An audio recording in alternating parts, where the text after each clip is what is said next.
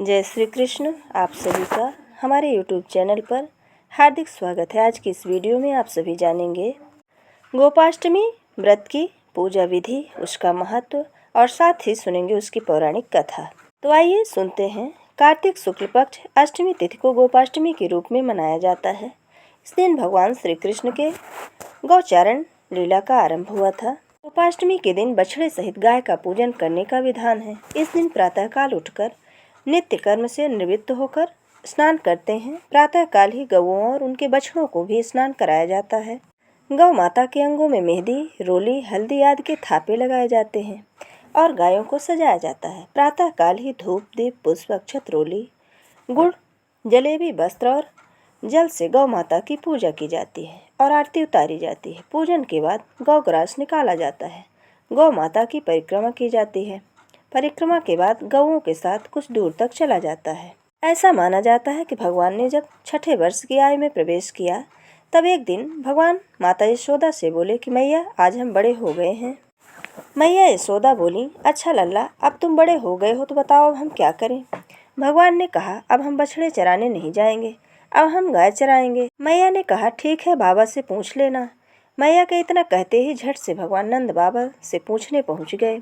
बाबा ने कहा, लाला, अभी तुम बहुत छोटे हो, अभी तुम बछड़े ही चराओ। भगवान ने कहा, बाबा, मैं बछड़े नहीं गाय चराऊंगा। जब श्री कृष्ण भगवान नहीं माने तब बाबा बोले कि ठीक है लाल, तुम पंडित जी को बुलाओ, वह गौचारण का मुहूर्त देखकर बता देंगे। बाबा की बात सुनकर भगवान झट से पंडित के पास पहुँचे और बोले, पंडित जी, आपको बाबा ने बुलाया है, गौचारण का मुहूर्त देखना है। आप आज ही का मुहूर्त बता देना, मैं आपको बहुत सारा माखन दूंगा। पंडित जी नंद बाबा के पास पहुँचे और बार बार पंचांग देखकर गणना करने लगे। तब नंद बाबा ने पूछा, पंडित जी, क्या बात है, आप बार बार क्या गिन रहे हैं। पंडित जी बोले, क्या बताएं नंद बाबा जी, केवल आज का ही मुहूर्त निकल रहा है, इसके बाद तो 1 वर्ष तक कोई मुहूर्त नहीं है। पंडित जी की बात सुनकर नंद बाबा ने भगवान को गौचारण की स्वीकृति दे दी। भगवान जो समय कोई कार्य करें वही शुभ मुहूर्त बन जाता है। उसी दिन भगवान ने गौचारण आरंभ किया और वह शुभ तिथि थी कार्तिक मास में शुक्ल पक्ष की अष्टमी। भगवान ने गौचारण आरंभ करने के कारण यह तिथि गोपाष्टमी कहलाई। माता यशोदा ने अपने लल्ला के श्रृंगार को किया और जैसे ही पैरों में जूतियां पहनाने लगी तो लल्ला ने मना कर दिया और बोले, मैया, यदि मेरी गैयां जूतियां नहीं पहनती हैं तो मैं कैसे पहन सकता हूँ। यदि पहना सकती हो तो उन सभी को भी जूतियां पहना दो। और भगवान जब तक वृंदावन में रहे, भगवान ने कभी अपने पैरों में जूतियां नहीं पहनी। आगे आगे गाय और उनके पीछे बांसुरी बजाते भगवान, उनके पीछे बलराम और कृष्ण के यश का गान करते हुए ग्वाल, गोपाल इस प्रकार से विहार करते हुए भगवान ने उस वन में प्रवेश किया। तब से भगवान की गौचारण लीला का आरंभ हुआ। जब भगवान गौएं चराते हुए वृंदावन जाते तब उनके चरणों से वृंदावन की भूमि अत्यंत पावन हो जाती। वह वन गौओं के लिए हरी भरी घास से युक्त एवं रंग बिरंगे पुष्पों की खान बन गया था।